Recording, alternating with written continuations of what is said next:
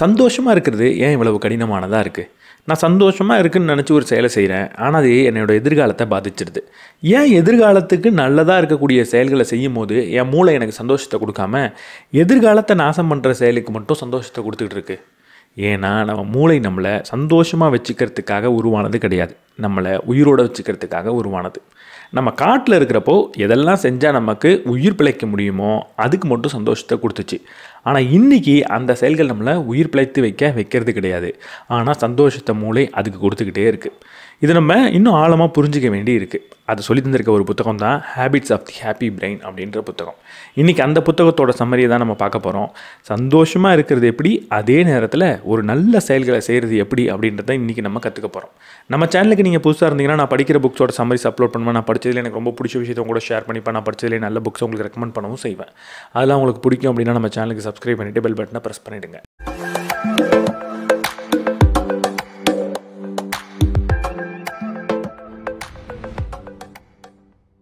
என்றைக்காவது எனக்கு இது வேணும் அப்படின்னு தேடிக்கிட்டு இருந்திருக்கீங்களா? ஒரு ப்ரொமோஷன் வேணும், எனக்கு ஒரு வேலை கிடச்சிடணும், இல்லை இந்த மாதிரி ஒரு கேட்ஜெட் வாங்கிடணும், ஐஃபோன் வாங்கிடணும் அப்படின்னு நினச்சிருக்கீங்களா? அதை வாங்கிறதுக்கு முன்னாடி வரைக்கும் அது கிடச்சதுக்கப்புறம் நம்ம எவ்வளவு சந்தோஷமாக இருப்போம் அப்படின்ற கற்பனையை பண்ணியிருக்கீங்களா? அதுக்கப்புறம் அது கிடச்சிருக்கும். ஒரு நாள் கிடச்சதுக்கப்புறம் ஒரு நாள் சந்தோஷமாக இருந்திருக்கும், 2 நாள் சந்தோஷமாக இருந்திருக்கும், ஒரு வாரம் சந்தோஷமாக இருந்திருக்கும். அதுக்கப்புறம் திரும்ப ஒரு பெரிய விஷயத்தை பார்த்து அது கிடச்சிருச்சுன்னா சந்தோஷமாக இருக்கும்ல அப்படின்னு யோசிச்சிருக்கீங்களா? நானுமே யோசிச்சிருக்கேன். இப்படி தான் நம்ம மனிதனோட மூளை வேலை செஞ்சே ஆகணும். அதுக்கு காரணம் நம்ம மூளையில் சில கெமிக்கல் இருக்குது. அந்த கெமிக்கல் இப்படி தான் வேலை செய்யும். அப்படி வேலை செஞ்சால் தான் நம்மளால் உயிர் பிழைத்து இருக்க முடியும். அப்படி பார்த்தோன்னா சந்தோஷத்தை தரக்கூடிய 4 கெமிக்கல் மூளையில் இருக்குது. அதில் முதல் கெமிக்கல் டோபமைன். இந்த டோபமைன் எப்படி நமக்கு சந்தோஷத்தை கொடுக்குது? ஏதாவது ஒரு விஷயத்துக்காக ஆசைப்படும் போது, அதை அடையணும்னு நினைக்கும் போது நமக்கு சந்தோஷத்தை மூளை கொடுக்கும். ஏன்னா காட்டில் நான் வாழ்ந்துக்கிட்டு இருக்கேன், அப்போ எனக்கு உணவுன்றது ரொம்ப முக்கியமான விஷயமா இருக்கும். சில முக்கியமான தேவைகள் இருக்கும். அதெல்லாம் நான் எப்படி அடையிறதுன்னு சிந்திக்கும் போது எனக்கு சந்தோஷம் கிடைச்சாதான் திரும்ப திரும்ப நான் அதை சிந்திப்பேன். ஒரு விலங்கை எப்படிடா பிடிக்கலாம், எப்படி பொறி வைக்கலாம், எப்படிப்பட்ட ஆயுதத்தை பயன்படுத்தலான்னு நான் திட்டம் தீட்டும் போது எனக்கு சந்தோஷம் வந்ததுன்னா அந்த திட்டத்தை தீட்டிக்கிட்டே இருப்பேன். ஒரு நல்ல திட்டம் எனக்கு கிடைக்கும். அதுக்காக வேலை செய்யும் போது கூட, ஒரு மிருகத்தை பிடிக்கிறதுக்காக ஒரு பொறி வைக்க போகிறேன், ஒரு ஆயுதத்தை ரெடி பண்ண போகிறேன்னு வேலை செய்யும் போது கூட எனக்கு இந்த டோபமைன் சந்தோஷத்தை கொடுத்துக்கிட்டே இருக்கும். ஏன்னா அப்போ தான் அந்த வேலையை செய்வேன், அப்போ தான் என்னால் உயிர் பிழைத்து இருக்க முடியும். இந்த டோபமைன் எனக்கு ஒரு விஷயம் இல்லை, அது எனக்கு வேணும்னு ஆசைப்படுறப்ப மட்டுமே சுரக்கிறதுனால தான் ஒரு விஷயம் இல்லாத வரைக்கும் சந்தோஷமாக இருக்குது. அது கிடச்சதுக்கப்புறம் இல்லாத இன்னொரு விஷயத்தை நான் தேடி போகிறேன். அடுத்த கெமிக்கல் செரோட்டோனின். இந்த செரோட்டோனின் எப்போ எனக்கு சந்தோஷத்தை கொடுக்கும்? என் கூட்டத்தில் இருக்கிறவங்களாம் என்ன ஒரு பெரிய ஆளாக பார்க்குறாங்கப்பா, என்ன அவங்களோட தலைவன் மாதிரி பார்க்குறாங்கப்பா அப்படின்னு இருக்கிறப்போ எனக்கு சந்தோஷத்தை கொடுக்கும். ஏன்? ஒரு கூட்டத்தில் நான் ஒரு உயரிய இடத்துல இருக்கேன் அப்படின்னா நான் சர்வைவ் ஆகிறதுக்கான வாய்ப்புன்றது அதிகம். அப்போ எனக்கு ஒரு சந்தோஷம் என் மூளை கொடுத்ததுன்னா அதுக்காக நான் திரும்ப திரும்ப வேலை செஞ்சுக்கிட்டே இருப்பேன். அப்போ தான் நமக்கு இந்த செரோட்டோனின் சுரந்தது. ரொம்ப நல்ல விஷயம்தான். ஆனால் இன்றைக்கி இந்த செரோட்டோனின் எப்போ சுரக்குது? இன்ஸ்டாகிராமில் ஒரு போஸ்ட் போடுறேன், நிறைய பேர் கமெண்ட் பண்ணுறாங்க, நிறைய பேர் லைக் பண்ணுறாங்க, என்னை பெரிய ஆளாக பார்க்குறாங்க, என்னை பணக்காரனாக பார்க்குறாங்கன்றப்பெல்லாம் சுரந்துக்கிட்டு இருக்குது. அதனால தான் பிரச்சனை. 3வது ஆக்சிடோசின். இந்த ஆக்சிடோசின் எனக்கு எப்போ சுரக்கும்? எனக்கு ஒரு நெருங்கிய நண்பர் இருக்காருப்பா, என் மீது ரொம்ப அன்பாக இருக்காங்க, என்னை யாரோ ஒருத்தவங்க கட்டி பிடிக்கிறாங்க அப்படின்னு இருக்கிறப்போ, இந்த காதல் செய்யும் போதும் நட்பு ரொம்ப ஆழமாக இருக்கும் போதும் சுரக்கக்கூடிய ஒரு ஹார்மோன். ஒரு நாய்க்குட்டியை நீங்கள் பெட் பண்ணுறீங்க அப்படின்னாலோ, இல்லை ஒரு காதலியை கட்டி பிடிக்கிறீங்க அப்படின்னாலோ, இல்லை நண்பனோட உட்காந்து பேசிக்கிட்டு இருக்கீங்க அப்படின்னாலோ அப்போ இந்த ஹார்மோன் சுரக்கும். நமக்கு நெருங்கிய மனிதர்கள் நிறைய பேர் இருக்கிறப்ப நான் உயிர் பிழைத்து இருப்பேன். அதனால தான் இந்த ஆக்சிடோசின்றது சுரந்துக்கிட்டு இருந்துச்சு. 4வது என்டார்ஃபின். இந்த என்டார்ஃபின் எப்போ சுரக்கும்? ரொம்ப கடுமையாக ஒரு வேலை செய்கிறப்ப அந்த வேலையை செஞ்சு முடிச்சதுக்கப்புறம் எனக்கு சுரக்கும். ரொம்ப வேகமாக நான் ஓடுறேன், ஏதோ ஒரு மிருகத்தை துரத்திட்டு ஓடுறேன், இல்லை என்ன ஏதோ ஒரு மிருகம் துரத்துது அப்போ நான் ஓடுறேன், இல்லைனா எனக்கு ஏதோ ஒரு அடிபட்டுருச்சு அப்போ அந்த வலியை மறந்து நான் ஓடணும். அப்படிப்பட்ட நேரங்களில் இந்த என்டார்ஃபின்றது சுரக்கும்.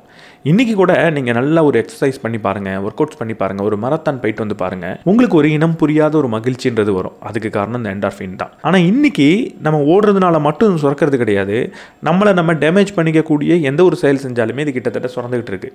நீங்கள் ஒரு ஆல்கஹால் எடுத்துக்கிறீங்கன்னா அதுக்குமே இந்த என்டார்ஃபின்றது சுரக்கும். அதனால தான் இன்றைக்கி நம்ம மூளைக்கு நான் மரத்தானில் ஓடிக்கிட்டு இருக்கேனா இல்லை ஆல்கஹால் எடுத்துக்கிறேன்னா அப்படின்றது தெரியாது. ரெண்டுத்துக்குமே இந்த சந்தோஷத்தை கொடுத்துக்கிட்டு இருக்கு. இவ்வளவு கெமிக்கல் இருந்தும் நம்ம ஏன் சந்தோஷமாக இருக்கிறது இல்லை? அதுக்கு முன்னாடி ஒரு சின்ன ப்ராடக்டை பற்றி நம்ம பார்த்துருவோம். நீங்கள் என்றைக்காவது யோசிச்சிருக்கீங்களா? நீங்கள் ஒரு ஃபாரினில் இருக்கிறீங்க, ஒரு என்ஆர்ஐயாக இருக்கீங்க, உங்களோட அப்பா அம்மா இந்தியாவில் இருக்காங்க. அவங்களுக்கு என்றைக்காவது உடல் நலத்தில் ஒரு பிரச்சனை வந்துச்சுன்னா என்ன செய்வாங்க? அவங்கள யார் பார்த்துப்பாங்க? இப்படி யோசிக்கும் போது உங்கள் மூளையில் ஒரு ஸ்ட்ரெஸ் வரும். அதுக்கு காரணம் கார்டிசால். அந்த கார்டிசாலை போக்குற மாதிரி, டோபமைன் தர மாதிரி ஒரு சொல்யூஷன் இருக்குது. அதுதான் ஹெல்த் இன்சூரன்ஸ் ஃபார் என்ஆர்ஐ. இந்த ஹெல்த் இன்சூரன்ஸ் ஃபார் என்ஆர்ஐன்றது ஃபாரினில் இருக்க உங்களுக்காக முழுக்க வடிவமைக்கப்பட்டது. நீங்கள் ஃபாரினில் இருக்கீங்க, உங்கள் பெற்றோர்களை இங்கே பார்த்துக்கணும் அப்படின்னா கண்டிப்பாக இது உங்களுக்கு பயனுள்ளதாக இருக்கும். இதில் ப்ரீ எக்ஸிஸ்டிங் கண்டிஷன்ஸை முதல் நாள்லேருந்தே கவர் பண்ணுறாங்க. டாக்டர் வேணும்னா டாக்டர் வீட்டுக்கு அனுப்பி வைக்கிறாங்க. அது மட்டும் இல்லாமல் உங்களுக்கு ஒரு ரிலேஷன்ஷிப் மேனேஜர் கிடைப்பாங்க. 30 நிமிஷத்தில் உங்களுக்கு கிளைம் செட்டில்மெண்ட்டுக்கான ஹெல்ப்பை பண்ணுவாங்க. அது மட்டும் இல்லாமல் உங்களோட பேரண்ட்ஸை அவங்களே பார்த்துப்பாங்க. மெடிசின்ஸை வீட்டுக்கே டெலிவர் பண்ணுவாங்க. நீங்கள் உங்கள் அப்பா அம்மாவுக்கு ஏதாவது உடம்பு சரியில்லை அப்படின்னு நினச்சி நீங்கள் ஊருக்கு வரத்துக்குள்ளேயே அவங்கள முழுமையாக அவங்க பார்த்துக்கிட்டு இருப்பாங்க. நீங்கள் ஒரு என்ஆர்ஐயாக இருக்கிறதுனால கட்ட வேண்டிய 18% ஜிஎஸ்டி எக்ஸம்ஷன் கிடைக்கும், சேவ் பண்ணலாம். அது மட்டும் இல்லாமல் நீங்கள் ஒரு என்ஆர்ஐ அக்கௌண்ட் மூலியமாக ஆன்லைனில் ஒரு வருஷத்துக்கான இன்சூரன்ஸை கட்டுறீங்க அப்படின்னா 25% வரைக்கும் ஆன்லைன் டிஸ்கவுண்ட் அப்படின்றது உங்களுக்கு கிடைக்கும். இப்போ உங்களுக்கு அந்த கார்டிசால் அப்படின்றது வரக்கூடாது. நீங்கள் இந்தியாவில் இல்லைனாலும் உங்கள் அப்பா அம்மாவை ரொம்ப நல்லா பார்த்துக்கிறதுக்கான சொல்யூஷன் நம்ம கையில் இருக்குது. இன்னும் இதை பற்றி நீங்கள் ஆழமாக தெரிஞ்சுக்கணும்னு நினச்சிங்கன்னா இதுக்கான லிங்க்கை நான் டிஸ்கிரிப்ஷனில் தரேன். அதில் நீங்கள் பல இன்சூரன்ஸை கம்பேர் பண்ணி பார்த்து எது உங்களுக்கு சூட் ஆகுமோ அதை நீங்கள் வாங்கிக்கலாம். ஃபாரினில் இருக்கீங்க, உங்கள் அப்பா அம்மா இந்தியாவில் இருக்காங்கன்னா இதை கண்டிப்பாக ஒரு தடவை செக் பண்ணி பார்த்துருங்க. இப்போ நம்ம திரும்ப அந்த கேள்விக்கு வந்துடுவோம். நம்ம மூளையில் இவ்வளவு ஹார்மோன் இருக்குது, ஆனால் இந்த ஹார்மோன் இருந்தாலும் நான் எப்போவுமே ஏன் சந்தோஷமாக இருக்கிறது இல்லை? ஏன்னா நீங்கள் எப்போவுமே சந்தோஷமாக இருந்துடவே கூடாதுன்றதுக்காக தான் இந்த ஹார்மோன் இருக்குது. இது ஹார்மோனாக இருக்கிறதுக்கு காரணம் என்னென்னா அப்பப்போ வந்துட்டு போகணுன்றதுக்காக தான். எப்போவுமே நான் சந்தோஷமாக இருக்கணும்னா மூளை அதுக்காக தன்னைத்தானே மறுவடிவமைப்பு செஞ்சுக்க முடியும். ஆனால் ஹார்மோனாக வச்சுக்கிறதோட காரணம் என்னென்னா எப்போ தேவையோ அப்போ மட்டும் சுரக்கணும், அதற்கப்புறம் கொஞ்ச நேரத்திலே போயிடணுன்றது தான். யோசிச்சு பாருங்களேன், ஒரு உணவு எனக்கு கிடைக்கிது, அந்த உணவு எனக்கு கிடைச்ச உடனே ஒரு சந்தோஷம் கிடைக்கிது. இப்போ அந்த சந்தோஷம் நிரந்தரமாக என் கூட இருந்துருச்சுன்னா அடுத்த தடவை உணவை தேடி நான் போக மாட்டேன். சந்தோஷம் வந்துட்டு காணா போயிட்டா தான் ஆஹா அந்த சந்தோஷம் நமக்கு வேணுமே அப்படின்னு திரும்ப உணவை தேடி போவேன். அப்போ நான் உயிரோடு இருக்கணும்னா சந்தோஷம் எப்போவுமே என் கூட இருக்கக்கூடாது, அப்பப்போ வந்துட்டு தான் போகணும். அதில் இங்கே இன்னும் பிரச்சனை என்னென்னா, நம்ம காட்டில் இருக்கிறப்ப எந்த செயல்லாம் சந்தோஷத்தை கொடுத்ததோ அதே செயல் இப்போ நமக்கு சந்தோஷத்தை கொடுக்குது. ஆனால் அது நமக்கு தேவையானதாக இல்லாமல் போயிடுச்சுன்றது மட்டும்தான். காட்டில் இருக்கிறப்போ உணவு கிடைக்கிறது கஷ்டமாக இருந்தது, உணவு சாப்பிட்றப்ப சந்தோஷம் கிடைச்சிது. ஆனால் இப்போது உணவு ரொம்ப சீப்பாக கிடைக்குது, எப்போ வேணாலும் கிடைக்குது, கையிலேயே இருக்குது. ஆனால் இப்பயும் உணவு நமக்கு ரொம்ப சந்தோஷத்தை கொடுக்கறதுனால நம்ம என்ன பண்ணுறோம், ரொம்ப அதிகமாக சாப்பிட்டு ஆரோக்கியத்தையே கெடுத்துக்கிறோம். இங்கே தான் நம்ம ஹேபிட் லூப் அப்படின்ற ஒரு விஷயத்தை புரிஞ்சுக்கணும். இந்த ஹேபிட் லூப்னா என்ன? இந்த சந்தோஷத்தை தரக்கூடிய ஹார்மோன் நமக்கு ஒரு ஹேபிட் அப்படின்ற விஷயத்தை கொடுக்குது, ஒரு பழக்கத்தை கொடுக்குது. அது என்ன? நான் ஏதோ ஒரு செயல் செய்கிறேன், எனக்கு ஒரு ஹார்மோன் சுரக்குது, அது திரும்ப காணா போயிடுதுன்னா அங்கே நான் என்ன செய்வேன்? திரும்ப அந்த செயலை செய்யணும் அப்படின்னு நினப்பேன். திரும்ப அந்த செயலை செய்யும் போதும் திரும்ப எனக்கு சந்தோஷம் அப்படின்றது கிடைக்கும். அப்போ திரும்ப அந்த செயலை நான் செய்யணும்னு நினப்பேன். அதுக்கப்புறம் அந்த செயலுக்கு அடிக்டே ஆகிடுவேன், அந்த செயலை தொடர்ந்து செஞ்சுக்கிட்டே இருப்பேன். இங்கே தான் ஹேபிட் ஃபார்மேஷன் அப்படின்றது நடக்குது. எந்த செயல் எனக்கு சந்தோஷத்தை கொடுத்துச்சோ அதை திரும்ப செஞ்சு அதை நான் ஹேபிட்டாக மாற்றிக்கிறேன். இது நல்லது தானே அப்படின்னு நினச்சா இன்றைக்கி இது அவ்வளோ நல்ல விஷயம் கிடையாது. உங்கள் ஃபோனில் இன்ஸ்டாகிராம் ரீல் பார்க்குறீங்க, அது உங்களுக்கு சந்தோஷத்தை கொடுக்குது. நீங்கள் திரும்ப ஸ்க்ரோல் பண்ணிக்கிட்டே இருக்கீங்க, வாழ்க்கைக்கு பயனில்லாத செயலை செஞ்சுக்கிட்டே இருக்கீங்க. மூளைக்கு தெரியாது இந்த செயல் நமக்கு பயனளிக்குமா பயனளிக்காதா அப்படின்லாம். மூளைக்கு ஒரே ஒரு விஷயம் தான் தெரியும், ஒரு செயலை செய்கிறப்போ ஹார்மோன் சுரக்குது, இந்த 4 ஹார்மோனில் ஒன்று சுரக்குதுன்னா அதை திரும்ப செய், ஏன்னா அந்த ஹார்மோன் நல்லதுக்கு மட்டும்தான் சுரக்கும் அப்படின்னு அது நம்பிக்கிட்டு இருக்கு. ஆனால் இன்றைக்கி நம்ம ஃபோன் நோண்டுறதுலையும், வீடியோ கேம்ஸ் விளையாடுறதுலையும், டிவி பார்க்குறதுலையும், கண்டதை சாப்பிட்றதுலையும் இந்த சந்தோஷத்தை அனுபவிக்கிறதுனால மூளை அதையும் நல்லதுன்னு நினச்சி திரும்ப நம்மளை செய்ய வைக்குது. ஆனால் அதுக்காக நீங்கள் கவலைப்படணுன்ற அவசியம் கிடையாது. இங்கே தான் ஒரு நல்ல செய்தியை உங்களுக்கு சொல்ல போகிறேன். அது என்னென்னா, உங்கள் மூளையை உங்களால் ரீஒயர் பண்ண முடியும், ரீப்ரோக்ராம் பண்ண முடியும். ரொம்ப சிம்பிளாக இந்த ஒவ்வொரு ஹார்மோனும் எதுக்காக நம்ம மூளையில் சுரக்குது அப்படின்றத நம்ம தெளிவாக புரிஞ்சுக்கிட்டோன்னா அது சார்ந்த செயல்களை தொடர்ந்து செய்கிறது மூலிமா அந்த செயலிலிருந்து நம்ம சந்தோஷத்தை அடைஞ்சிக்க முடியும். முதல்ல டோபமைன் வேணும்னா என்ன செய்யணும்? நிறைய நல்ல விஷயங்களுக்காக திட்டம் தீட்டணும், சின்ன அச்சீவ்மெண்ட் பண்ணணும். என்ன பண்ணலாம்? சின்னதாக உங்கள் வீட்டை நீங்கள் சுத்தம் பண்ணலாம், சின்னதாக உங்கள் வீட்டில் என்னென்ன வேலை இருக்கோ அதை நீங்கள் எழுதி வைக்கலாம். ஒன்றா அதை நீங்கள் முடிக்கும் போது உங்கள் மூளையில் டோபமைன் அப்படின்றது சுரக்கும். இப்படி சின்ன செயலை நீங்கள் செஞ்சுக்கிட்டே இருந்தீங்கன்னா அது டோபமைனை கொடுத்துக்கிட்டே இருக்கும். அதனால டோபமைன் தேடி வேறு எந்த ஒரு செயலும் செய்ய மாட்டீங்க, தீய பழக்கத்துக்கு போக மாட்டீங்க. ரெண்டாவது செரோட்டோனின். இந்த செரோட்டோனின் எப்போ சுரக்கும்? அடுத்தவங்க நம்மளை மதிக்கிறாங்கப்பா அப்படின்னு இருக்கிறப்போ சுரக்கும். அதுக்கு நீங்கள் என்ன பண்ணணும்? ஆன்லைனில் போஸ்ட் போடுறதோ இல்லாத ஒரு வாழ்க்கையை வாழ்கிற மாதிரி அடுத்தவங்கள்ட்ட காட்டுறதோ தேவை கிடையாது. உண்மையாக உங்கள்கிட்ட என்ன டேலண்ட் இருக்கோ அதை நீங்கள் அடுத்தவங்களுக்கு காட்டுங்க. இல்லை அப்படின்னா அடுத்தவங்களுக்கு சின்ன உதவி பண்ணிக்கிட்டு இருங்க. இப்படி பண்ணும்போது அடுத்தவங்க உங்களை மதிப்பாங்க, செரோட்டோனின் அப்படின்றது சுரக்கும். அடுத்து ஆக்சிடோசின். இந்த ஆக்சிடோசினுக்கு என்ன பண்ணலாம்? உங்களோட நண்பர்கள் கூட நேரம் செலவழிங்க. ஒரு டாகை வாங்கி நீங்கள் பெட் பண்ணலாம், இல்லை உங்கள் ஃபேமிலியில் இருக்கவங்க கூட நேரம் செலவழிக்கலாம். உங்களுக்கு முக்கியமான நபர்களோட அப்பப்போ ஃபோனில் பேசலாம். இதை செய்கிறது மூலிமா இந்த ஆக்சிடோசின் தொடர்ந்து சுரந்துக்கிட்டே இருக்கும். கடைசியாக என்டார்ஃபின். இந்த என்டார்ஃபின் சுரக்கிறதுக்கு என்ன பண்ணலாம்? நீங்கள் நிறைய எக்ஸசைஸ் பண்ணுங்கள், நிறைய ரன்னிங் போங்க, உடல் உழைப்பை அதிகமாக போடுங்க. இதை செஞ்சுக்கிட்டு இருந்தீங்கன்னா உங்களுக்கு நல்லதும் நடக்கும், அதே நேரத்தில் சந்தோஷமும் கிடைக்கும். இந்த செயல்களை நீங்கள் தொடர்ந்து வாழ்க்கையில் தினமும் செஞ்சுக்கிட்டு இருந்தீங்கன்னா சந்தோஷத்துக்காக தேவையில்லாமல் ரீல்ஸ் பார்க்குறதோ இல்லை ஏதோ ஒரு கெட்ட பழக்கத்துக்குள்ளே போகிறதோ நடக்கவே நடக்காது. ஆனால் இந்த செயல்களை உடனடியாக நல்லா செஞ்சிட முடியுமா அப்படின்னு கேட்டால் செய்ய முடியாது. நம்ம மூளையில் இன்னொரு விஷயமும் இருக்குது. ஒரு மாற்றத்துக்கு ரெசிஸ்டன்ஸை கொடுக்கறது நம்ம மூளையோட முக்கியமான பண்பு. நான் இவ்வளவு நாள் ரீல்ஸ் பார்த்துட்டு இருந்தேன், திடீர்னு என்னை புத்தகம் படிக்க சொல்கிறீங்க, திடீர்னு என்னை எக்ஸசைஸ் பண்ண சொல்கிறீங்க அப்படின்னா பண்ணிட முடியாது. ஆனால் கொஞ்சம் கொஞ்சமாக பண்ண முடியும். ஒரு நாளைக்கு 5 நிமிஷம் 10 நிமிஷம் அப்படின்னு பண்ணுங்கள். தொடர்ந்து ஒரு 45 நாளுக்கு இதை நீங்கள் பண்ணிட்டீங்க அப்படின்னா உங்களுக்கு உண்மையாகவே இன்ஸ்டாகிராம் ரீல்ஸ் பார்க்கவே தோணாது. இந்த செயல்களை நோக்கி நீங்கள் போக ஆரம்பிப்பீங்க. எப்படி இன்ஸ்டாகிராமை ஓப்பன் பண்ணி ரீல்ஸ் பார்க்கணுன்றது அவ்வளவு ஆர்வமாக இருக்கோ, அதே போல் இந்த மாதிரி நல்ல செயல்களை செய்கிறதுக்கு உங்களுக்கு ஆர்வம் வர ஆரம்பிச்சிடும். இந்த மூளை எப்படி நம்மளை சந்தோஷமாக வச்சுக்கிறதுக்கான ஹார்மோன்ஸில் வச்சுருக்கோ, அந்த ஹார்மோன் எப்போல்லாம் சுரக்குதோ அதை ஹேபிட்டாக மாற்றுதோ, அதே மாதிரி சந்தோஷம் இல்லாமல் இருக்கிறதுக்கு சில ஹார்மோனை வச்சுருக்கு. அந்த ஹார்மோன் திரும்ப திரும்ப சுரந்தாலும் அதையும் ஹேபிட்டாக மாற்றிடும். எதுக்கு சம்பந்தமே இல்லாமல் சந்தோஷம் இல்லாமல் இருக்கிறத ஒரு ஹேபிட்டாக மாற்றுது? ஏன்னா நீங்கள் காட்டில் இருக்கிறப்போ நிறைய குழந்தைகள் சிரிக்கிற சத்தம் ஒரு சைட்லேருந்து கேட்குது, இன்னொரு சைட்லேருந்து ஒரு புலி உருமுறை சத்தம் கேட்குது. ரெண்டுத்தில் எதை நம்ம கவனிப்போம்? கண்டிப்பாக புலி உருமுறதை தான் கவனிப்போம். ஏன்னா அதை கவனிச்சாதான் நான் உயிர் பிழைத்து இருக்க முடியும். இந்த வீடியோ கீழே ஒரு 100 கமெண்ட் வரும். அதில் 99 கமெண்ட் என்னோட செரோட்டினினை பூஸ்ட் பண்ணுற மாதிரி இந்த வீடியோ எனக்கு பயனுள்ளதாக இருந்தது, உங்களுக்கு ரொம்ப நன்றி அப்படின்லாம் வரும். ஆனால் ஒரே ஒரு கமெண்ட், இந்த வீடியோக்கு நடுவில் எதுக்கு நீ பெய்டு ப்ரொமோஷன் பண்ண, அதை நீ பண்ணவே கூடாது அப்படின்னு வரும். நான் பண்ணக்கூடிய எல்லா வேலையும் சும்மா உங்களுக்காக மட்டுமே பண்ணணும், அதிலிருந்து எனக்கு ஏதாவது ஒரு நல்லது நடந்ததுன்னா அது பெரிய தப்பு அப்படின்ற மாதிரி என்னை திட்டி வரும். இப்போ நான் 99 கமெண்ட் எனக்கு செரோட்டோனின் கொடுக்குது அப்படின்றத கவனிப்பனா, இல்லை ஒரே ஒரு கமெண்ட் எனக்கு சந்தோஷத்தை தரலன்றதை கவனிப்பனா? சந்தோஷம் தரலன்ற கமெண்ட்டை தான் கவனிப்பேன். அதை பற்றி தான் மனதில் ஓட்டிக்கிட்டே இருப்பேன். ஏன் தெரியுமா? ஏன்னா நான் ஒரு மனுஷன்.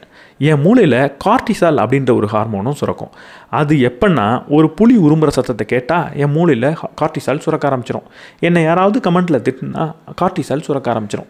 இந்த கார்டிசால் என்ன சொல்லுன்னா, ஒரு புலி உரிமைக்கிட்டு இருக்கு, இப்போ நீ மற்ற சந்தோஷத்தெல்லாம் கொஞ்சம் ஓரமாக வச்சுட்டு இதில் கவனத்தை செலுத்து அப்படின்னு சொல்லும். உன்னை சார்ந்திருக்கக்கூடிய மனிதர்கள், உன் கூட்டத்தில் இருக்கிற ஒரு மனிதர்களுக்கு உன்னை பிடிக்கல, அவங்களுக்கு பிடிக்காமல் போயிட்டுனா உன்னை கூட்டத்தை விட்டு வெளியே அனுப்பிச்சிடுவாங்க, நீ தனியாக போய் மாட்டிப்ப, உன்னால் சர்வை பண்ண முடியாது அப்படின்னு சொல்லும். அப்படி சொல்லும் போது நான் என்ன பண்ணுவேன்? அதுலேயே கவனத்தை செலுத்துவேன். இது ஒரு ஆதி காலத்தில் பிரச்சனை கிடையாது. புலி உருமுறை சத்தத்தை பார்த்தா நான் பயந்து தான் ஆகணும். ஆனால் இன்றைக்கி கமெண்ட்டில் சம்மந்தமே இல்லாமல் என்னை திட்டக்கூடிய நபர்களை பார்த்தும் பயப்படுறான்னா அது பயனில்லாததாக போயிடுச்சு. இதை தான் இந்த ஆத்தர் இன்னர் மேமல் அப்படின்னு சொல்கிறாங்க. நமக்குள்ளே இருக்கக்கூடிய ஒரு விலங்கு. என்னென்னா இன்றைக்கி என்ன சூழல் ஏது என்னன்னு புரிஞ்சிக்காம ஏதோ ஒரு விஷயம் எனக்கு கார்டிசாலை கொடுக்குதுன்றதுக்காக அதையே கவனிச்சுக்கிட்டு இருக்கும். இதை முறியடிக்கிறதுக்கு என்ன செய்யணும்? லாஜிக்கல் பிரெயினை கொஞ்சம் பயன்படுத்தணும். நம்ம மூளையில் ப்ரீஃப்ரண்டல் கார்டெக்ஸ்னு ஒரு பகுதி இருக்குது, அமிக்டலான்னு ஒரு பகுதி இருக்குது. இந்த அமிக்டலா தான் என்ன பண்ணுன்னா, சூழலை கொஞ்சம் ஆராய்ச்சி பண்ணி பார்க்காம, கமெண்ட்டில் யாருன்னே தெரியாமல், என்னை பற்றி புரிஞ்சிக்காமல், நான் பண்ணக்கூடிய ப்ராடக்ட் நல்ல ப்ராடக்ட் தான் என்னன்னு கூட ஆராய்ச்சி பண்ணாமல், நான் ஹேஷ்டேக் ஆடுன்னு போட்டுட்டு தான் வீடியோ பண்ணுறேன் அப்படின்றதையும் பார்க்காம, இவன் எதுவுமே பண்ணக்கூடாது அப்படின்னு பிளைண்டாக திட்டுறாங்க அப்படின்றத புரிஞ்சிக்காமல், யாரோ ஒருத்தவங்க திட்டுறாங்கப்பா அப்படின்னு சொல்லி எனக்கு கார்டிசாலை கொடுக்கும், ஸ்ட்ரெஸ்ஸை கொடுக்கும். ஆனால் என்னோட ப்ரீஃப்ரண்டல் கார்டெக்ஸை, லாஜிக்கல் பிரெயினை கொஞ்சமாக இந்த இடத்துல பயன்படுத்தியிருந்தா என்னோட கார்டிசால்ன்றது குறைஞ்சிருக்கும். என்னை யாரோ ஒருத்தவங்க கமெண்ட்டில் திட்டுறாங்க, அவங்களுக்கு கொஞ்சம் புரிதல் இல்லைப்பா, நம்ம நேரத்தை செலவழிக்கிறோம், கொஞ்சம் நேரம் வேலை செய்கிறோம், குடும்பத்தோடு செலவழிக்கிற நேரத்தை எடுத்து ஒரு வீடியோ பண்ணி ஒரு வேல்யூ அடுத்து உங்களுக்கு கொடுக்குறோம். அப்போ இதிலிருந்து எனக்காக இல்லைனாலும் என்னோட குடும்பம் பண்ண தியாகத்துக்காக கொஞ்சம் பணத்தை எடுத்துகிட்டு போய் அவங்களுக்கு கொடுத்தா அவங்க வாழ்க்கை மேம்படுமே.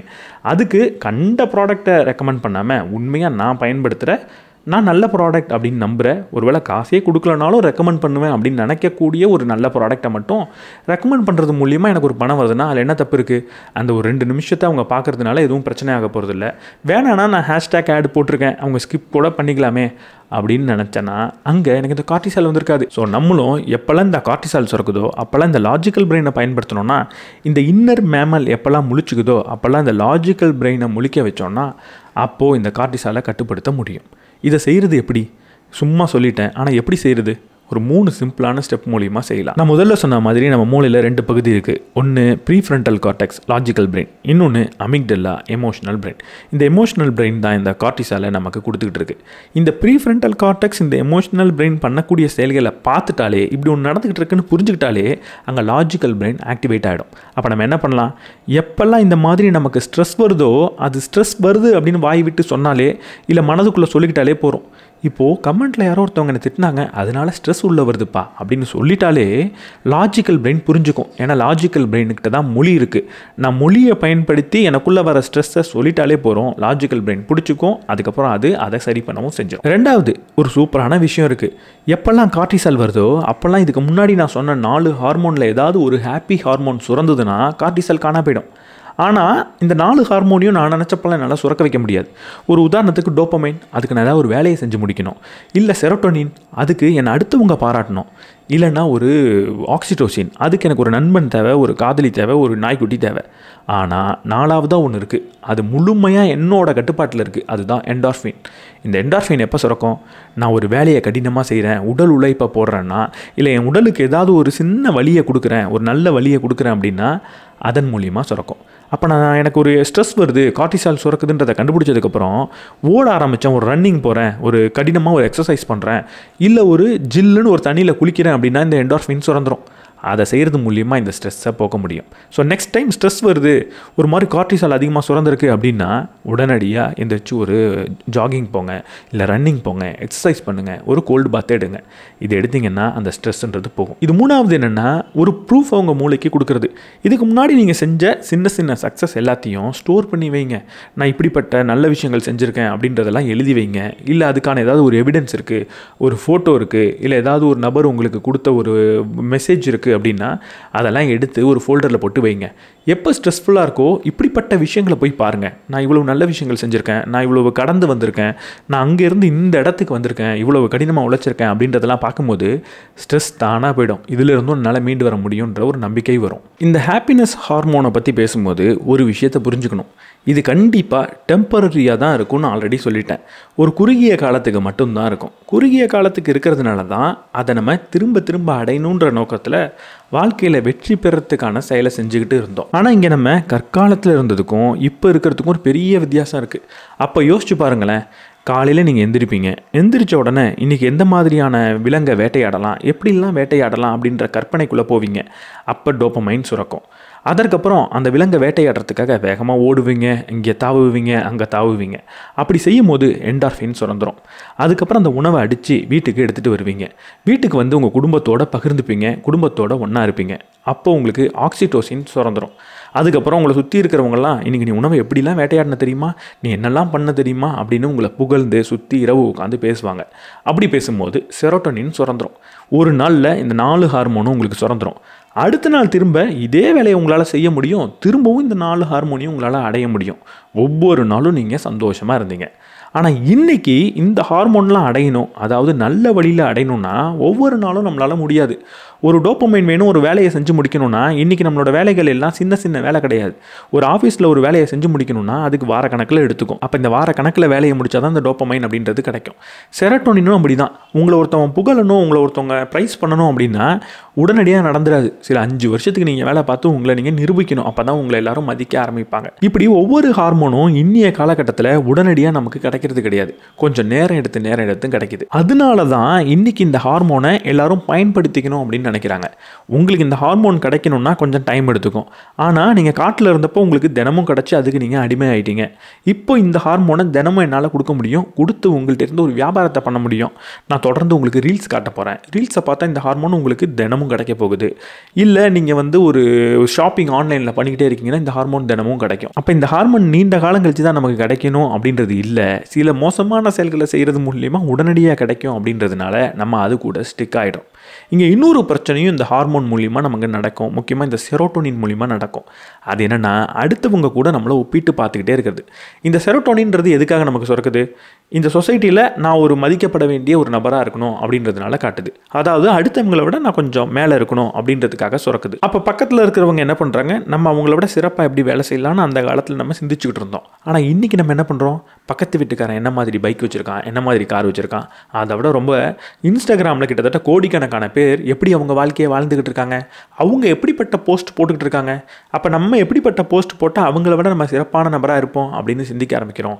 இந்த கம்பேரிசன் நமக்கு மிகப்பெரிய வழியை கொடுக்குது. Royal society for public health அப்படின்ற ஒரு ஆர்கனைசேஷன் இருக்குது. அது என்ன சொல்லுதுன்னா, வெறும் 1 மணி நேரம் சோஷியல் மீடியா நீங்கள் பயன்படுத்தினீங்கன்னா 28% உங்களோட ஆன்சைட்டின்றது அதிகரிக்குதான். இதுக்கு காரணம் என்னென்னா இந்த செரோட்டோனின் தான். செரோட்டோனின் வேணும்னா நம்மளை அடுத்தவங்க கூட நம்ம கம்பேர் பண்ணி பார்த்து தான் ஆகணும். ஆனால் இன்றைக்கி கம்பேர் பண்ணி பார்க்குறதுக்கு அன்ரியலிஸ்டிக்கான பல பேர் சோஷியல் மீடியாவில் இருக்காங்க. அவங்கள பார்த்து நம்ம ஆன்சைட்டி அடைஞ்சிட்ருக்கோம். நமக்கு செரோட்டோனின் கிடைக்காதோ, நம்ம பெரிய ஆள் இல்லையோ அப்படின்னு நினச்சிக்கிட்டு இருக்கோம். அப்போ இதெல்லாம் சரி பண்ணுறதுக்கு என்ன தெரியுமா பண்ணணும், இன்னிய காலகட்டத்துக்கு ஏற்ற மாதிரி இந்த ஹார்மோனை நம்ம கொஞ்சம் வடிவமைப்பை மாற்றிக்கணும். எதை பார்த்து நான் சந்தோஷம் அடையணுன்றதை கொஞ்சம் மாற்றிக்கணும். முதல்ல டோபமைன். எதை பார்த்து டோபமைன் கிடைக்கும்? ஒரு வேலையை செஞ்சு முடித்தா டோபமைன் கிடைக்கும். ஆனால் இனிமேல் நம்ம ஒரு வேலையை செஞ்சு முடிக்கிறது மூலிமா டோபமைன் அடையக்கூடாது. அதாவது ரிசல்ட்டை பார்க்கறதுக்கு பதிலாக வேலையை செஞ்சுட்டேனே அப்படின்னு பார்த்து சந்தோஷமாக இருக்க கற்றுக்கணும். நான் 1 கிலோ குறைஞ்சிட்டேன் அப்படின்னு பார்த்து சந்தோஷம் அடைகிறத விட, நான் இன்றைக்கி ஒர்க் அவுட் பண்ணிட்டேன்ப்பா, இன்றைக்கி நான் பண்ணுவேன்னு சொன்ன ஒர்க் அவுட்டை பண்ணிட்டேன் அப்படின்னு கொஞ்சம் சந்தோஷம் அடைஞ்சிக்கணும். இந்த செரோட்டோனினுக்கு நம்ம என்ன பண்ணோம், இந்த செரோட்டோனின் அடுத்தவங்க நம்மளை பாராட்டுறாங்க அப்படின்றத தாண்டி அடுத்தவங்க பாராட்டுறதுக்குரிய செயலை நான் செஞ்சுட்டேன், நான் ஒரு நல்ல மனிதனாக இன்றைக்கி இருந்துட்டேன், ஒரு சிறப்பான வேலையை நான் செஞ்சுட்டேன், நான் செஞ்ச வேலை பக்காவாக இருக்குது அப்படின்னு நினச்சி சந்தோஷப்பட்டுக்கணும். அடுத்தவங்க பாராட்டுறாங்க அப்படின்னு நம்ம எதிர்பார்த்துக்கிட்டு இருக்கக்கூடாது. இந்த ஆக்சிடோசினுக்கு ஆன்லைனில் உட்காந்து யார் கூடயோ பேசுகிறதுக்கு பதிலாக நேரில் உங்கள் குடும்பத்தோடு உட்காந்து பேசுங்க. ஃபோனில் சேட் பண்ணாதீங்க. இந்த ஆக்சிடோசின் ஃபோன்லேயும் கிடைக்கும். ஆனால் ஃபோன் மூலிமா இது நமக்கு கிடைக்கக்கூடாதுன்ற ஒரு நோக்கத்தில் நம்ம இருக்கணும். யாருக்கும் நம்ம மெசேஜ் பண்ணக்கூடாது. அதிகமாக ஃபோன் பண்ணி பேசுகிறதே குறைச்சிக்கோங்க. நீங்கள் நேரில் இருக்கிற மனிதர்கள் கூட மட்டும் பேசுங்க. ஏன்னா எப்போ ஃபோனை கையில் எடுத்துடுறீங்களோ அப்போ கம்பேரிசனுக்குள்ளே போயிடுவீங்க. நிறைய விஷயத்துக்குள்ளே டைவெர்ட் ஆகி போயிடுவீங்க. கடைசியாக இந்த என்டார்ஃபினுக்கு என்ன பண்ணலாம்? இந்த என்டார்ஃபினுக்கு கண்ட ஒரு ஆல்கோஹால் எடுத்துப்பேன், ஸ்மோக் பண்ணுவேன் அப்படின்றத தாண்டி ஜஸ்ட் நிறைய ஒர்க் அவுட் பண்ணுங்கள். இல்லைனா நிறைய காமெடி ஷோ பார்த்து சிரிக்க கற்றுக்கோங்க. மாடர்ன் சொசைட்டிலையும் இதே ஹார்மோனை நல்ல வழியில் பயன்படுத்த முடியும். அப்படி உங்களோட மைண்ட் செட்டை கொஞ்சமாக மாற்றிக்கிட்டீங்க அப்படின்னா இந்த ஹார்மோன் உங்களுக்கு ஏற்ற மாதிரி வேலை செய்ய ஆரம்பிக்கும். இந்த ஹார்மோனை பற்றி இந்த விஷயங்கள் நம்ம புரிஞ்சுக்கிட்டதுக்கப்புறம் நடைமுறை வாழ்க்கையில் நம்மளால் செய்ய முடிஞ்ச சில செயல்களை பற்றி சொல்கிறேன். அது இந்த ஹார்மோனை எப்படி நம்ம பெட்டராக கையாளலாம் அப்படின்றத நமக்கு சொல்லித்தரும். முதல்ல இந்த ஹார்மோனில் ஏதாவது ஒன்று தான் எனக்கு வேணும் அப்படின்னு நினைக்கக்கூடாது. பொதுவாக நம்ம மூளை இந்த டோபமைனுக்கு தான் அடிக்ட் ஆகிட்டே இருக்கும். ஆனால் இதை சரி செய்கிறதுக்கு நம்ம என்ன செய்யணும்னா, ஒவ்வொரு நாளும் இந்த 4 வகையான ஹார்மோனும் நம்ம மூளையில் சுரக்கிற மாதிரி நம்ம நடந்துக்கணும். ஒரு டோபமைன் வேணும்னா ஏதாவது ஒரு சின்ன செயலை செஞ்சு முடிச்சாகணும். ஒரு செரோட்டோனின் வேணும் அப்படின்னா ஏதாவது பாராட்டுதலுக்குரிய ஒரு நல்ல செயலை செஞ்சாகணும். ஆக்சிடோசின் வேணும்னா நமக்கு நெருங்கிய நபர் கூட ஒரு நிமிஷமாவது உட்காந்து பேசணும். என்டார்ஃபின் வேணும்னா வாய் விட்டு சிரிக்கணும், கொஞ்சம் எக்ஸசைஸ் பண்ணணும். இந்த 4த்தையுமே ஒவ்வொரு நாளும் நான் செய்யணும். எப்படி காட்டில் இருந்தப்போ இந்த 4மே எனக்கு ஒவ்வொரு நாளும் கிடச்சிதோ அதே மாதிரி இதுக்கப்புறம் ஒவ்வொரு நாளுமே இந்த 4த்துக்குரிய செயலை கொஞ்சமாவது நான் செய்கிறேனா அப்படின்னு பாருங்கள். 2வது, இந்த டோபமைனை பற்றி தெளிவாக புரிஞ்சுக்கிட்டாகணும். ஏன்னா இதுதான் அடிக்ட் ஆகும் அப்படின்னு சொன்னேன். என்ன காரணம்? இந்த டோபமைன் அப்படின்றது ஒரு வேலையை செஞ்சு முடிக்கிறதுனால நமக்கு கிடைக்கிறது கிடையாது. ஒரு வேலையை செய்யணும் அப்படின்னு நினைக்கிறதுனாலையும் இல்லை ஒரு ரிவார்டு நமக்கு கிடைக்கும் அப்படின்னு எதிர்பார்த்து இருக்கிறதுனால மட்டும்தான் அந்த டோபமைன் நமக்கு சுரக்கும். ஒரு நல்ல ஒரு ஃபோன் வாங்குறீங்க, அந்த ஃபோனை பயன்படுத்தும் போது கிடைக்கிற சந்தோஷத்தை விட அந்த ஃபோனை வாங்கிட்டீங்க, இப்போ ஓப்பன் பண்ணி பார்க்க போகிறீங்கன்ற அந்த நேரத்தில் எவ்வளவு சந்தோஷம் கிடைக்கும்? அதுக்கு காரணம் இந்த டோபமைன். ஒரு ரிவார்டுக்காக வெயிட் பண்ணும்போது தான் இந்த டோபமைன் அதிகமாக சுரக்கும். ஆனால் இதை உங்களோட ப்ரீஃப்ரண்டல் கார்டெக்ஸால், உங்களோட லாஜிக்கல் பிரெயினால் கண்ட்ரோல் பண்ண முடியும். எனக்கு இது நடந்தால் சந்தோஷப்படுவேன் அப்படின்னு சொல்கிறதுக்கு பதிலாக நான் இதை செஞ்சால் சந்தோஷப்படுவேன் அப்படின்னு சொல்லிக்கிட்டு இருங்க. அப்படி உங்கள் மூளையில் நீங்கள் சொல்லிக்கிட்டே இருந்தீங்கன்னா அதுவே உங்களுக்கு எப்போ டோபமைன் சுரக்கணும் அப்படின்றத ரீசெட் பண்ணும். இந்த டோபமைன் பற்றின இன்னொரு முக்கியமான விஷயம் இருக்குது. நான் தொடர்ந்து எடை தூக்கிக்கிட்டே இருந்தேன்னா என்னோட தசைக்கு என்ன நடக்கும்? அதிகமான எடையை தூக்கிறதுக்காக என்னோட தசைன்றது தயாராகிடும். அதே போல் தான் இந்த டோபமைன் ரிசப்டார்ஸும் திரும்ப டோபமைன் சுரந்துக்கிட்டே இருந்ததுன்னா இந்த டோபமைன் ரிசப்டார்ஸும் நிறைய டோபமைனை உள்ளே வாங்கிக்கிறதுக்காக தயாராகிடும். அப்படி தயாராகிடுச்சுன்னா கம்மியான டோபமைன் போனால் உங்களுக்கு பத்தாது. சின்ன செயல்லேருந்து உங்களுக்கு சந்தோஷம் வராது. பெருசாக ஏதாவது வேணும் அப்படின்னு நினைப்பாங்க. அதனால தான் பல தீய பழக்கத்துக்கு அடிக்டும் ஆவாங்க. அப்போ இந்த ரிசப்டார்ஸை தேவையில்லாமல் ரொம்ப வலுப்படுத்தக்கூடாது. நிறைய டோபமைனுக்காக இதை அடிக்ட் பண்ண வைக்கக்கூடாது. அப்போ நம்ம என்ன செய்யணும்? இங்கே தான் முக்கியமான ஒரு விஷயம் இருக்குது, டோபமைன் டீடாக்ஸ். ஒரு வாரத்துக்கு மினிமம் 2 மணி நேரம் டோபமைனே இல்லாமல் நம்ம மூளையை பார்த்துக்கணும். ஒரு சுகர் சாப்பிடக்கூடாது, டிவி பார்க்கக்கூடாது, ஸ்க்ரீன் பார்க்கக்கூடாது, இந்த டோபமைன் தரக்கூடிய சின்ன சின்ன சந்தோஷங்கள் எதுவும் செய்யக்கூடாது. ரொம்ப சிம்பிளாக சொல்லணும்னா 2 மணி நேரம் வாரத்துக்கு குறைஞ்சபட்சம் உங்களுக்கு போர் அடிக்கணும். ரொம்ப போர் அடிக்கிற செயலை இல்லை போர் அடிக்கிற மாதிரி என்ன உங்களால் செய்ய முடியுமோ அதை 2 மணி நேரத்துக்கு கண்டினியூஸாக செய்யுங்க. அப்படி செஞ்சிங்கன்னா உங்கள் மூளைக்கு டோபமைன் அப்படின்றதே போகாது. உங்கள் டோபமைன் ரிசெப்டார்ஸ் எல்லாம் திரும்ப கொஞ்சம் கொஞ்சமாக பழைய நிலைமைக்கு வரும். இந்த போர்டம்ன்றது ரொம்ப நல்ல விஷயம். தொடர்ந்து உங்களுக்கு அடிக்கடி போர் அடிச்சுக்கிட்டே இருந்ததுன்னா சந்தோஷமாக இருக்கிற திறன் உங்களுக்கு அதிகரிச்சுக்கிட்டே இருக்கும். இன்னொரு விஷயம் என்னென்னா, இந்த ஹார்மோன்ஸ் எல்லாம் நீங்கள் ரீவயர் பண்ணணுன்னா அதுக்கு குறைஞ்சது 45 நாள் எடுத்துக்கும். 21 நாள் 30 நாள் கிடையாது. ஸ்டடீஸ் என்ன சொல்லுதுன்னா 45 நாள் தேவை. ஆரம்பத்தில் ஒரு 10 நாள் தொடர்ந்து ஒரு வேலையை செஞ்சுக்கிட்டு இருக்கீங்க அப்படின்னா உங்கள் மூளை கதற செய்யும். இதை செய்யாத, எனக்கு பிடிக்கவே பிடிக்கல அப்படின்னு சொல்லும். இதை நம்ம நிறுத்திடலாம் அப்படின்னு சொல்லும். கேட்காம ஒரு 45 நாள் தொடர்ந்து செஞ்சுட்டு வந்தீங்கன்னா எதுக்காக இந்த ஹார்மோன் சுரக்கணும்னு நீங்கள் சொல்கிறீங்களோ அதுக்கு தான் அந்த ஹார்மோன் சுரக்கும். தினமும் எக்ஸசைஸ் பண்ணும்போது தான் எனக்கு ஹாப்பினஸ் வரணும்னு நீங்கள் சொன்னீங்கன்னா அப்போ தான் சுரக்கும். புத்தகம் படிக்கிறப்ப தான் எனக்கு ஹாப்பினஸ் வேணும் அப்படின்னு நீங்கள் சொன்னீங்கன்னா அப்போ தான் சுரக்கும். நல்ல செயல்களுக்காக இந்த ஹார்மோனை சுரக்க வைக்கணும்னா 45 நாள் அந்த நல்ல செயல்களை நீங்கள் கஷ்டப்பட்டு செஞ்சே ஆகணும். இந்த டோபமைனுக்கு எப்படி அடிக்ஷன்ற ஒரு பேட் சைட் இருக்கோ அதே மாதிரி என்டார்ஃபினுக்குமே இருக்குது. என்டார்ஃபின் எப்போ நமக்கு சுரக்கும்? நான் வேகமாக ஓடுறப்பையோ கடினமாக உழைக்கிறப்பையோ ஒரு கோல்டு ஷவர் எடுத்துக்கும் போதோ நமக்கு அது கிடைக்கிது. ஏன் உடம்பை வருத்திக்கும் போது இது கிடைக்கிது? ஏன்னா காட்டில் உயிரோடு இருக்கணும்னா சில சமயம் உடம்பை வருத்திக்கிட்டாகணும். உணவை தேடி ஓடுறதா இருக்கட்டும், இல்லை உயிர் பிழைக்க ஓடுறதா இருக்கட்டும். இப்படி உடம்பை வருத்திக்கும் போது உடம்பு வலிக்குதே அப்படின்னு நான் நின்றுட்டேன்னா என்ன ஆகுறது? அதுக்காக தான் உடம்பு வலிக்கும் போது ஒரு சந்தோஷத்தை நம்ம மூளை நமக்கு கொடுத்துச்சு. ஆனால் இன்றைக்கி என்ன பிரச்சனைனா, உடம்பு நம்ம உயிர் பிழைத்து இருக்கிறதுக்காக மட்டும் வலிக்கிறது இல்லை, சில மோசமான விஷயத்தினாலையும் வலிக்க ஆரம்பிக்குது. இன்றைக்கி இந்த என்டார்ஃபின் அதனால நான் ஓடும்போது மட்டும் எனக்கு சுரக்கிறது கிடையாது, நான் ஓட்கா குடித்தாலும் சுரக்கும். மூளைக்கு தெரியாது இது நல்ல வழியா கெட்ட வழியான்னு. வலிச்சாலே என்டார்ஃபின் அப்படின்றது சுரக்க ஆரம்பிச்சிடும். அது நமக்கு ஒரு சந்தோஷத்தை கொடுக்கும். அதனால தான் தேவையில்லாத நிறைய தீய பழக்கத்துக்கு நான் அடிக்ட் ஆகிறேன். என்ன நானே அழிச்சிக்கக்கூடிய, என் உடம்பையே அழிச்சிக்கக்கூடிய பல செயல்களை தொடர்ந்து செஞ்சுக்கிட்டு இருக்கேன். அப்போ நான் இங்கே என்ன பண்ணணும்? இந்த என்டார்ஃபின் அப்படின்றது என் மூளைக்கு கட்டாயம் தேவையான ஒரு விஷயம். அதை நான் தொடர்ந்து கொடுத்துக்கிட்டே இருக்கணும். ஒரு எக்ஸசைஸ் பண்ணுறது மூலியமாகவோ இல்லை தொடர்ந்து ஒரு கோல்டு ஷவர் எடுத்துக்கிறது மூலியமாகவோ ஒரு உழைக்கிறது மூலியமாகவோ கொடுத்துடணும். அப்படிலாம் நான் கொடுக்கலன்னா அது என் உடம்பை நாசம் பண்ணக்கூடிய மற்ற செயல்கள் மூலியமாக தேட ஆரம்பிச்சிடும். என்டார்ஃபினுக்கு எப்படி இப்படி ஒரு பக்கம் இருக்கோ அதே மாதிரி ஆக்சிடோசினுக்கும் இருக்குது. ஆக்சிடோசின் எப்போ நமக்கு சுரக்கும்? நிறைய மனிதர்கள் கூட பழகும் போது நமக்கு சுரக்கும். நிறைய மனிதர்கள் நமக்காக இருக்காங்க அப்படின்னு நமக்கு தோணும் போது சுரக்கும். இங்கே பிரச்சனை என்னென்னா, ஒருவேளை என் கூட நல்ல மனிதர்களே இல்லைன்னா இது எப்படிப்பட்ட மனிதர்கள் இருந்தாலும் அவங்க கூட இருக்கிறது மூலியமாக இந்த ஆக்சிடோசினை எடுத்துக்கிட்டே இருக்கும். அதனால தான் இவங்க நமக்கு செட் ஆக மாட்டாங்க அப்படின்னு தெரிஞ்சாலும் அவங்க கூட நம்ம நட்புலேயே இருக்கிறோம், ஒரு டாக்ஸிக் ரிலேஷன்ஷிப்பில் இருக்கிறோம். ஏன்னா ஆக்சிடோசின் இல்லாத ஒரு நிலையை மூளையால் ரொம்ப நாளுக்கு தக்க வச்சுக்கிட்டு இருக்க முடியாது. ஏதாவது ஒரு மனிதன் நமக்கு தேவை, ஏதாவது ஒரு உயிர் நமக்கு தேவை அப்படின்னு மூளை நினச்சிக்கிட்டே இருக்கும். அதனால எனக்கு நல்ல மனிதர்கள் இல்லையா, பரவாயில்ல, இருக்கிறவங்களையே நான் அனுசரித்து இருந்துப்பேன் அப்படின்னு ஒரு டாக்ஸிக் ரிலேஷன்ஷிப்பில் வைக்கும். நீங்கள் ஒரு டாக்ஸிக் ரிலேஷன்ஷிப்பில் இருக்கிறதுக்கான முக்கியமான காரணம் இந்த ஆக்சிடோசின் தான். அப்போ இந்த ஆக்சிடோசினை நம்மளாக கொடுத்துட்டோம்னா தேவையில்லாத உறவுக்குள்ளே நம்ம போக மாட்டோம். எப்படி கொடுக்குறது? ஒரு நாய்க்குட்டியை நீங்கள் வளர்க்கலாம், இல்லை பிளான்ஸ் வளர்க்கலாம். எந்த உயிர் அப்படின்றது முக்கியம் கிடையாது. ஏதாவது ஒரு உயிருக்கு நம்ம அக்கறை காட்டுறோம் அப்படின்னாலே இந்த ஆக்சிடோசின் அப்படின்றது சுரந்துடும். இல்லை சிம்பிளாக நீங்கள் என்ன பண்ணலான்னா, ரோட்டில் நீங்கள் போயிட்டுருக்கீங்க, ஏதாவது முன்பின் தெரியாத நபரை பார்த்து அப்பப்போ ஸ்மைல் பண்ணுங்கள்.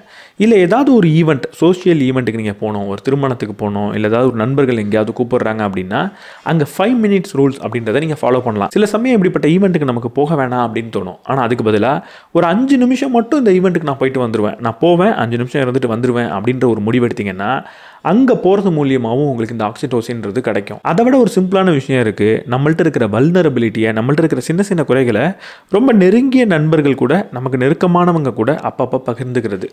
எனக்கு காலையில் சீக்கிரம் எந்திரிக்கணும்னு நினைக்கிறேன், ஆனால் என்னால் எந்திரிக்கவே முடியறதில்ல, நான் இப்படிப்பட்ட விஷயத்தில் மாட்டிக்கிட்டு இருக்கேன் அப்படின்றத அப்பப்போ அவங்க கூட பகிர்ந்துக்கிறது மூலிமா கூட இந்த ஆக்சிடோசின் அப்படின்றது உங்களுக்கு சுரக்கும். நம்மளோட கஷ்டத்தை அடுத்தவங்கள்ட்ட பேசுகிறது மூலிமா கூட இது சுரக்கும். இந்த ஆக்சிடோசினை இப்படிப்பட்ட வழிகளிலிருந்து நம்ம மூளைக்கு கொடுத்துட்டோம்னா தேவையில்லாத வழிகளில் அது தேடிக்கிட்டு இருக்காது. இந்த 3 ஹார்மோனை விட இருக்கிறதுலேயே அதிக பிரச்சனையை கொடுக்கக்கூடிய ஹார்மோன் என்ன தெரியுமா? அதுதான் செரோட்டோனின். அது நிறைய சந்தோஷத்தையும் கொடுக்கும், அதே நேரத்தில் நிறைய பிரச்சனைகளையும் நமக்கு கொடுக்கும். எதுக்கு இந்த செரோட்டோனின் சுரக்குது? எல்லாரை விட நான் பெரிய ஆள்னு ஏன் நான் காட்டிக்கணும்? ஏன்னா அப்படி காட்டிக்கும் போது என்னோட எல்லைன்றது பெருசாக இருக்குது. ஒரு சிங்கம் எப்படி அதோட எல்லையை மார்க் பண்ணுதோ அந்த மாதிரி இந்த செரோட்டோனின் நம்மளோட எல்லையை மார்க் பண்ணுது. அந்த எல்லை பெருசாக இருக்க இருக்க நமக்கு உணவு கிடைக்கிறதுக்கான வாய்ப்பு அதிகம், நம்ம ரீப்ரொடியூஸ் பண்ணுறதுக்கான வாய்ப்பும் அதிகம். அதனால இந்த செரோட்டோனின் சுரந்துக்கிட்டு இருந்துச்சு. அப்போ பரவாயில்ல. ஆனால் இப்போ எதுக்கு சுரக்குது?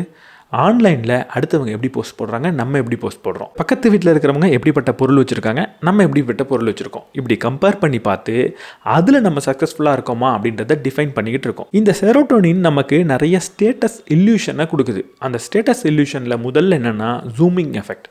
அடுத்தவங்களோட சிறந்த விஷயத்தை எடுத்து நம்மளோட நார்மலான விஷயத்தோட கம்பேர் பண்ணி பார்க்குறது. ஒருத்தவங்க இன்ஸ்டாகிராமில் ஹைலைட் பண்ணி ஒரு ரீல்ஸ் போட்டிருப்பாங்க. அந்த ரீலை எடுத்து நம்மளோட அன்றாட வாழ்க்கையோட கம்பேர் பண்ணி பார்த்துக்கிறது. அவங்க என்றைக்கோ ஒரு நாள் வாழ்க்கையில் செஞ்சதை ஹைலைட் பண்ணி போட்டிருப்பாங்க. அதை தினந்தோறும் என் வாழ்க்கையில் நடக்குதா அப்படின்னு நான் கம்பேர் பண்ணி பார்த்தேன்னா அங்கே என் ஸ்டேட்டஸ் கம்மியாக இருக்கிற மாதிரி தான் எனக்கு தோணும். ரெண்டாவது, டொமைன் கன்ஃபியூஸ் பண்ணிக்கிறது. ஒருத்தவன் வாழ்க்கையில் எந்த இடத்துல வெற்றி அடைகிறான் அப்படின்றதையும் பார்க்கணும். ஒருத்தவன் வேலையில் நல்லா வேலை செய்கிறான் அப்படின்றதுக்காக அவனோட குடும்பமும் நல்லா இருக்கும் அப்படின்னு நம்ம கன்ஃபியூஸ் பண்ணிக்கிறது. ஒருத்தன் வேலையில் மேலே மேலே போயிட்டுருக்கானே, ஆனால் நம்ம குடும்பம் இவ்வளோ மோசமாக இருக்கே அப்படின்னு நம்மளோட குடும்ப வாழ்க்கையை இன்னொருத்தவனோட கரியர் வாழ்க்கையோட கம்பேர் பண்ணி பார்க்கறது. அடுத்தது ஆர்டிஃபிஷியல் ஹைரார்கி. ஒரு ஹைரார்க்கியை நானாக அசியூம் பண்ணிக்கிறது. ஒருத்தவனுக்கு சோஷியல் மீடியாவில் எவ்வளவு ஃபாலோவர் இருக்காங்களோ அவன் அவ்வளோ பெரிய ஆள் அப்படின்ற ஒரு பொய்யான கற்பனைக்குள்ளே போகிறது. அப்படி கற்பனைக்குள்ளே போகிறப்போ என்னை விட இவனுக்கு அதிகமாக ஃபாலோவர் இருக்காங்கப்பா, அப்போ நான் அவ்வளோ பெரிய ஆள்லாம் இல்லை அப்படின்ற ஒரு முடிவுக்கு வருது. இது நம்மளோட செரோட்டோனினை நம்ம மூளையில் குறைக்கும். அப்போ இந்த செரோட்டோனினை நல்ல வழியில் அடையிறதுக்கு என்ன பண்ணலாம்? ரொம்ப சிம்பிள். உங்களை விட சின்ன பசங்க நிறைய பேர் இருப்பாங்க. அவங்களுக்கு நீங்கள் மென்டார் பண்ணலாம். நீங்கள் படித்த விஷயத்த, உங்கள் வாழ்க்கை அனுபவத்தை சொல்லித்தரலாம். உங்களோட ட்ரைபை நீங்கள் குறைச்சிக்கலாம். உங்களோட குரூப்பை நீங்கள் குறைச்சிக்கலாம். இப்போ நான் ஒரு யூடியூபர் அப்படின்னு சொல்லும்போது என்னோட வியூஸை, என்னோட சப்ஸ்கிரைபர்ஸை வச்சு பார்க்கும்போது நான் ரொம்ப பெரிய யூடியூபர்லாம் இல்லை அப்படின்னு தோணும்.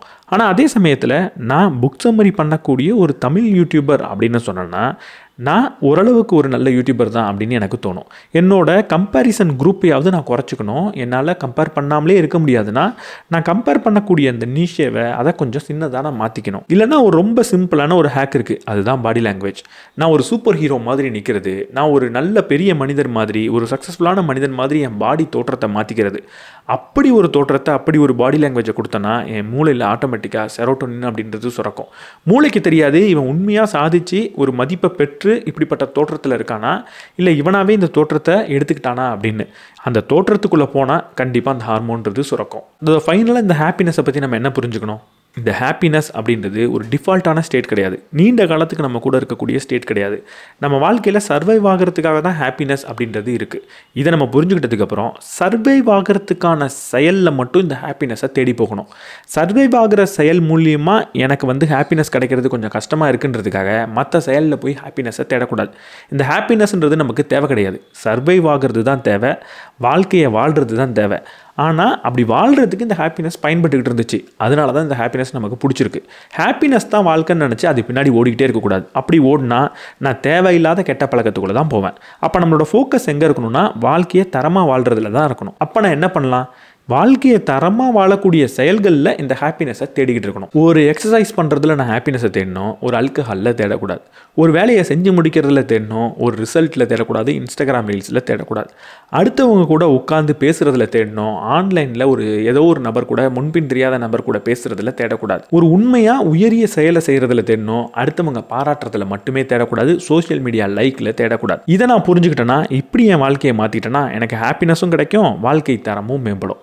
ஸோ ரொம்ப சிம்பிளாக ஒரு விஷயத்தை செய்யுங்க. ஒவ்வொரு நாள் இரவும் ஒரு நோட் எடுத்து ஒரு 3 நிமிஷம் செலவு செய்யுங்க. இந்த 4 ஹார்மோனுக்காக ஒரு நல்ல செயலை எப்படி நீங்கள் செஞ்சீங்க அப்படின்றத எழுதுங்க. அடுத்த நாள் இதே மாதிரி எந்த செயலை செய்கிறது மூலிமா நல்ல செயலை செஞ்சு இந்த ஹார்மோனை அடைய போகிறீங்க அப்படின்றத எழுதுங்க. இந்த பிளான் பண்ணிவிட்டு நீங்கள் தூங்குனீங்கன்னா அடுத்த நாள் தேவையில்லாத செயல்களை செஞ்சு இந்த ஹார்மோனை தேட மாட்டீங்க. கண்ணை மூடி ஒரு ஆட்டோ பைலட்டில் இந்த ஹார்மோன் தேடி ஓட மாட்டீங்க. இப்போ நான் ஆரம்பத்தில் சொன்ன விஷயம் உங்களுக்கு தெளிவாக புரிஞ்சிருக்கும் அப்படின்னு நம்புகிறேன். நம்ம சந்தோஷமாக இருக்கணும், ஆனால் அதுக்காக வாழ்க்கையை தியாகம் பண்ணி சந்தோஷமாக இருந்தால் அது முட்டாள்தனம். சந்தோஷமாக இருக்கிறதோட நோக்கமே வாழ்க்கையில் வெற்றி பெறறதுக்கு தான், வாழ்க்கையை தரமாக வாழ்கிறதுக்கு தான். அப்போ தரமாக வாழ்கிறதுக்காக சந்தோஷமாக இருக்கிறது எப்படின்றத நம்ம கற்றுக்கணும். இந்த வீடியோ அது உங்களுக்கு ஓரளவுக்கு சொல்லி கொடுத்துருக்கோம் அப்படின்னு நினைக்கிறேன். அதே போல் நீங்கள் ஒரு என்ஆர்ஐயாக இருந்தீங்கன்னா உங்களோட பேரண்ட்ஸ்க்கு ஒரு ஹெல்த் இன்சூரன்ஸை தேடிட்டு இருந்தீங்கன்னா லிங்க் டிஸ்கிரிப்ஷனில் இருக்குது, அதையும் மறந்துடாதீங்க. இந்த வீடியோ பற்றி என்ன நினைக்கிறீங்கன்றத கமெண்ட் செக்ஷனில் சொல்லுங்கள். இந்த வீடியோ உங்களுக்கு பிடிச்சிருந்தா லைக் பண்ணிவிட்டு உங்கள் நண்பர்களோட ஷேர் பண்ணுங்கள். நம்ம சேனலுக்கு நீங்கள் புதுசாக இருந்தீங்கன்னா சப்ஸ்கிரைப் பண்ணிவிட்டு பெல் பட்டனை ப்ரெஸ் பண்ணிவிடுங்க.